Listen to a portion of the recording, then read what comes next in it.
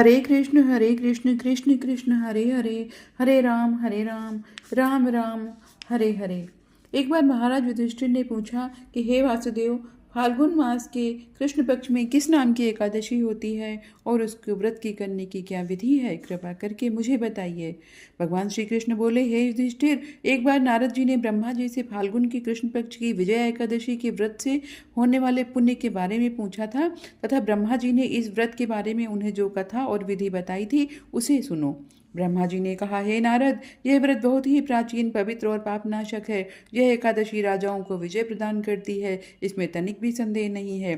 त्रेता युग में मर्यादा पुरुषोत्तम श्री रामचंद्र जी जब लंका पर चढ़ाई करने के लिए समुद्र के किनारे पहुंचे, तब उन्हें समुद्र को पार करने का कोई उपाय नहीं सूझ रहा था। उन्होंने लक्ष्मण जी से पूछा, हे सुमित्रा नंदन, किस उपाय से इस समुद्र को पार किया जा सकता है? यह अत्यंत अगाध और भयंकर जल जंतुओं से भरा हुआ है।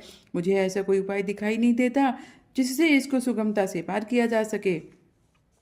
लक्ष्मण जी बोले, हे प्रभु, आप ही आदिदेव और पुराण पुरुष पुरुषोत्तम हैं, आपसे क्या छिपा है। यहाँ से आधे योजन की दूरी पर कुमारी द्वीप के बगदालभ्य नामक मुनि रहते हैं। आप उन्हीं प्राचीन मुनीश्वर के पास जाकर के उन्हीं से इसका उपाय पूछिए। श्री रामचंद्र जी महामुनि बगदालभ्य के पास आश्रम पहुंचे और उन्होंने मुनि को प्रणाम किया। महर्षि ने प्रसन्न होकर श्री राम जी के आगमन का कारण पूछा।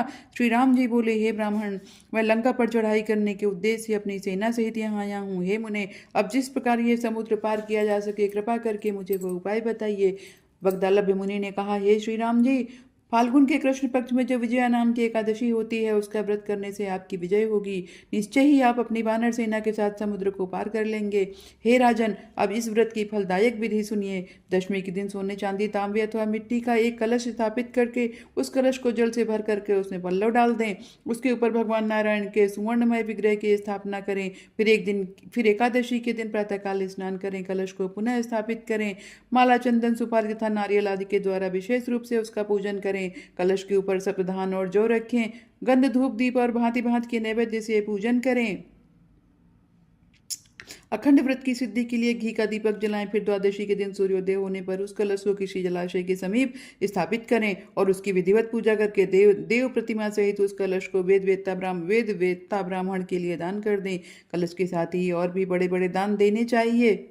हे श्री राम, आप अपने सेनापतियों के साथ इसी विधि से प्रयत्नपूर्वक विजया एकादशी का व्रत कीजिए, इससे आपकी विजय होगी।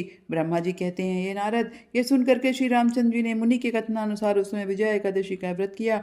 उस व्रत के करने से श्री रामचंद्र जी विजयी हुए। उन्होंने संग्राम में रावण को मारा, लंका पर विजय पाई और सीता को प्राप्त किया।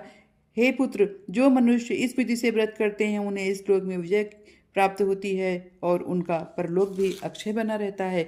भगवान श्री कृष्ण कहते हैं, हे युधिष्ठिर, इस कारण विजय का व्रत करना चाहिए। इस प्रसंग को पढ़ने और सुनने से वाजपेयी यज्ञ का फल मिलता है। इस प्रकार से विजया एकादशी व्रत की कथा का समापन हुआ। हरे कृष्ण कृष्ण कृष्ण हरे हरे, हरे राम राम राम हरे हरे। धन्यवाद।